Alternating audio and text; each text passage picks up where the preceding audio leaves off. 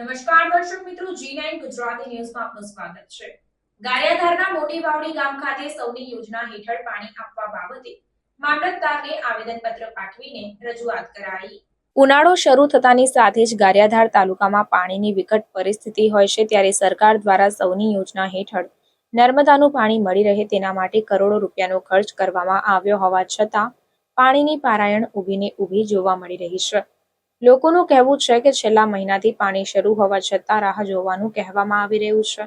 જ્યારે આ વિસ્તારમાં પીવાના પાણીની જરૂરિયાત હોય તેમજ માલઢોર માટે પણ પાણીની વિકટ પરિસ્થિતિ હોવા છતાં નર્મદાનું પાણી છોડવામાં આવતું ન હોય ત્યારે મોટી વાવડી ગ્રામજનો દ્વારા મામલતદાર કચેરી ખાતે ઉગ્ર રજૂઆત કરવામાં આવી હતી અને જો ટૂંક સમયમાં પાણી નહીં આપવામાં આવે તો રસ્તા રોકો આંદોલન કરવામાં આવશે તેવી ચીમકી પણ ઉચ્ચારવામાં આવી।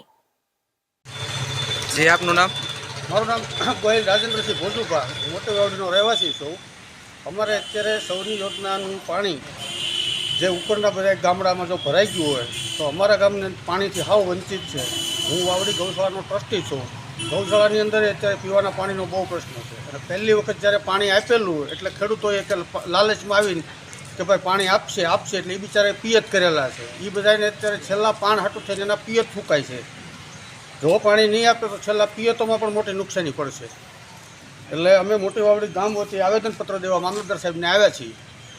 જો આ રીતે અમને પાણી નહીં આપે તો છેલ્લા 48 કલાકમાં સુપર ચોકડી ઉપર અમે મોટી વાવડી ગ્રામજનો, માલધારી સમાજ પણ અમારી સાથે છે, એને પણ પાણીનો પ્રશ્ન છે એના માલઢોરને પીવા માટે, તો એ પોતાનો માલઢોર લઈને સુપર ચોકડી ઉપર અમે રોડને ચક્કાજામ કરવાના છીએ।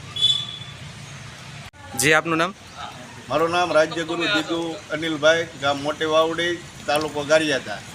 અમે આજે સૌની યોજનાને પાણી ઘણા 4 મહિનાથી નર્મદા કેનાલમાંથી શરૂ હોય છતાં અમને ઉપલા અધિકારીઓ દ્વારા આવશે કહીને અમને પાણી આપવામાં આવતું નથી। અમારે ઉપરના ગામડામાં પાણીની જરૂરિયાત પૂરી થઈ ગઈ હોય તો અમારે અત્યારે પીવાના પાણીની ખૂબ જ અમારા ગામમાં તંગી હોય, માલઢોર ને પણ પાણીની પીવાની તંગી હોય। અમે ગામ લોકો બધા સહિયારા પ્રયાસથી આવ્યા છીએ।